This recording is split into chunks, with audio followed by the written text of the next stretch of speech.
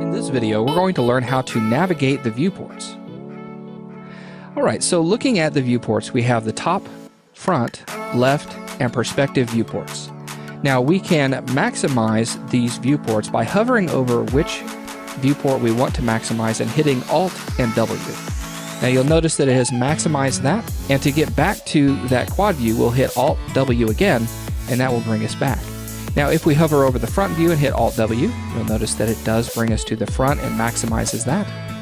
Left, and then perspective, and hitting Alt W to go back and forth. Now, whenever I'm working in 3ds Max, it can be a little cumbersome to exit out of the maximized viewport, come back to this, switch to the one that I want, and then hit Alt W again. So what I typically do is I hover over my perspective viewport, hit Alt W, and then maximize that. And then as I want to move to a different viewport, I'll just use some keyboard shortcuts. So let's say that I want to move to the front viewport. All I have to do is hit F on the keyboard, and that will switch to the front viewport. I can hit T to go to the top viewport, L to go to the left viewport, and then P to go back to the perspective viewport. Now there are other viewports that we can begin using, and all we have to do is hit V on the keyboard, and that will bring up a menu for our mouse, and we can just come in and click on that menu. Now you also see some of the other keyboard shortcuts in here, and you can see those noted by this little underline underneath that letter. So for the back view, if I wanted to go to that, I could hit K on the keyboard, and you'll see that it does switch to the back view.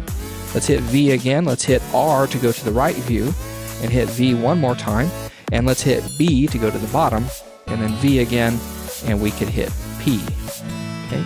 Now you'll notice here that as I've done that, it has switched us kind of to a different perspective here. It doesn't bring us to what we had before. And that's okay, because what we're going to do now is we're going to learn how to orbit, pan, and zoom in our viewport to get exactly that view that we want in this perspective.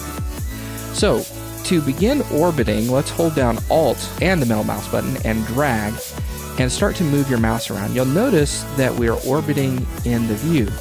Now we can see that with the view cube here, and we could also use this to orbit and move around in the perspective view. So right now I'm actually looking at the bottom of that grid. It kind of looks like I'm looking at the top, but if I hold down Alt or a middle mouse click and drag and continue to drag downward, you'll see that that perspective grid has now flipped, and now you can see the object looks right side up here. Let's go ahead and drag in an object, and that will give us some more context. So what I'm going to do is I'm going to go to the Create panel, Geometry, and let's go to Sphere. And I'm just going to left click and drag the sphere into the scene. Alright, now let's right click to end the creation of that, and then I'm going to left click in this empty space.